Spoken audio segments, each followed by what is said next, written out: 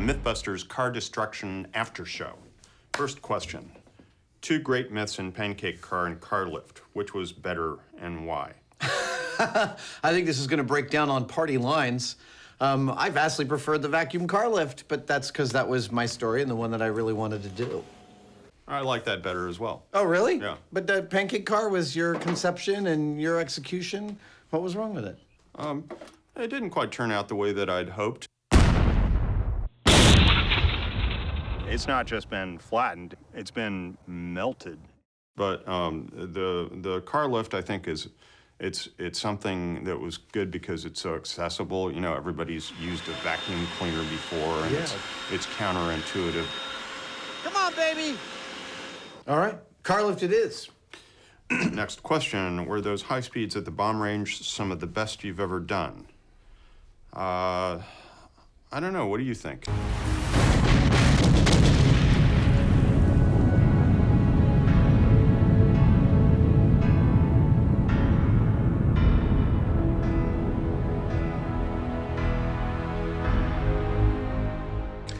I thought the small scale high speeds were really fascinating.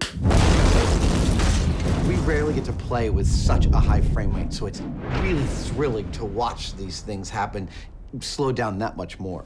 Yeah. Next question. I'm all for experimentation, but when you end up returning to the first result, as you did with Pancake small scale, doesn't that make you look a little bit silly?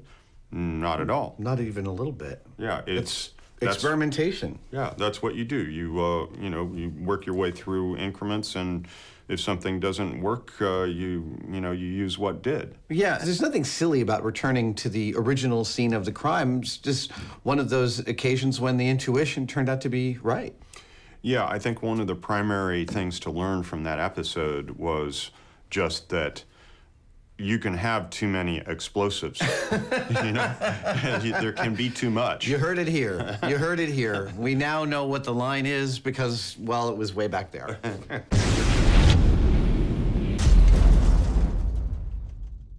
Next question. When you went full scale, why did you use such a strange car? That felt like stacking the deck in your favor, didn't it? Sure. Are we allowed to do that? Come on, we crushed a gremlin. We were trying to think about what kind of car would nobody care that we destroyed. Was it a gremlin? No, it was a Yugo. Oh, there we go. We started with a gremlin, but no one would sell us one to destroy, and then we ended on a Yugo.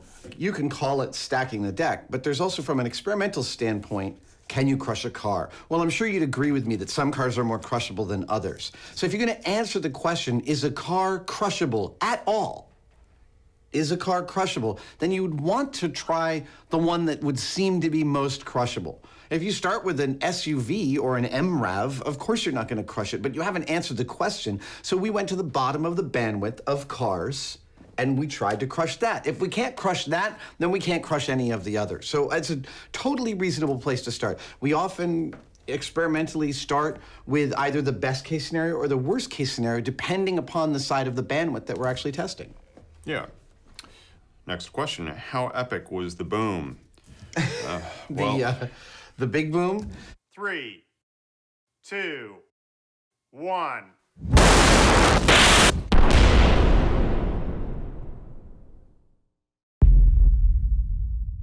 I'm happy to report that the big boom took out 2 of our 3 rental cars that day. The shockwave was enough to crack this windshield just from that. We parked them hundreds of feet from the site behind a hill, and still one chunk of steel went all the way up and came all the way down. Ooh, specifically this, 40-pound piece, leaving a dent in that rental car that I think that the shop has never seen the likes of before. Yeah, well, and we also were underground in a bunker that all the personnel was underground in a bunker. Yeah, reinforced concrete. It looked like you could withstand a nuclear blast in that thing, and it jumped.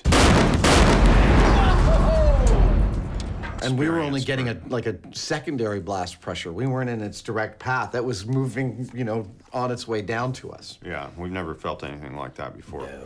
That was very intense. That was energetic. Yeah. Oh, that's a piece of the frame. Wow, yeah. Stuff is still falling. Next question. Were you excited about the result? No way.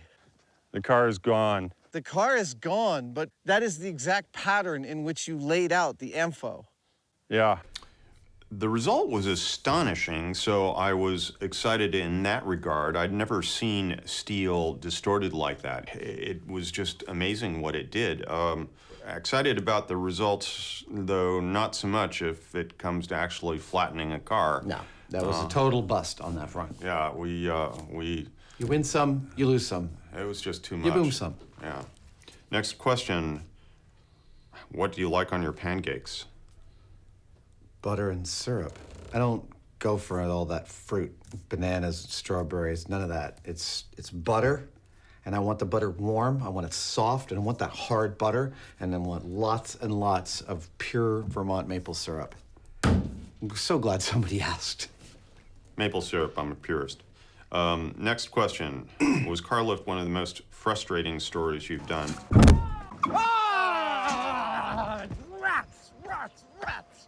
No. No, not at all. There have been plenty more frustrating stories. I mean, It was frustrating when we were out there on the day of. yeah, but you know, even then, it's not that frustrating. I mean, it's just trying to keep solving this problem. I mean, for me, it's just like, I can't believe we get to keep on trying to solve this problem. I mean, yeah, it'd be nice to get it right on the first try, but I don't begrudge the difficulties that we had. They were awesome. That made it, again, we were wrong about our intuition about what was going to work, and that made it more interesting. Yes, stop the ground! This freaking car is off the ground! Next question. Why did you swap out the vacuum cleaner you used in the shop test for something beefier? Because actually it wasn't beefier. From a suction standpoint, it was equivalent. The problem we ran into with the home vacuum was that it only ran for about 15 minutes before cutting off because of a heat overload. Now, there are lots of home appliances that do that, but we, from a safety standpoint, couldn't have this thing stopping without us having warning. That's when things get very, very, very dangerous. So it was really mostly a safety standpoint. We moved to the shop vac, which was more robust and able to operate for, man, that thing ran for like at one point 2 hours without stopping.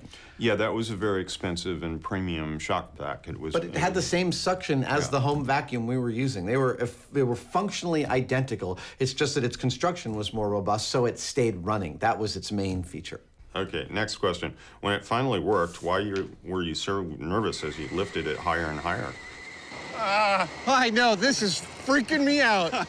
Because here's the thing. So the car gets lifted, like it's lifted, right? Now it's hanging above. Holy balls. There you go. That's about how we're feeling here. What could happen? Well, 2 of the vacuums could fail and the third not, so it swings out and towards us.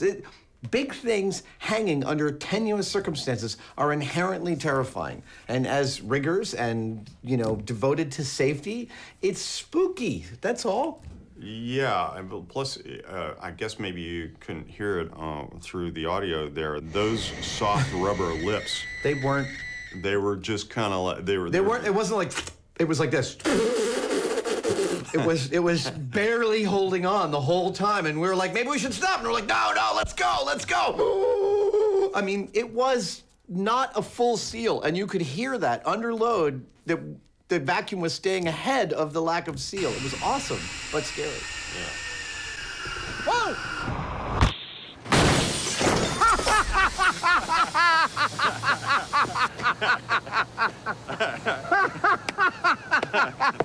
That was very satisfying. Oh, that was awesome. Last question. Now you're retiring. Will you be doing more vacuuming around the house or shop? Well, I can tell you one thing. Yeah. When we get all the MythBusters crap out of here, there's going to be a lot of vacuuming going on. Yeah, it's true. And I believe that I am going to buy that industrial shop vac from production because it's a darn good one. So, yeah, I will be doing some vacuuming in my shop with my nice new vacuum. Well, that's it for today's After Show. Thank you very much. Thanks for joining us.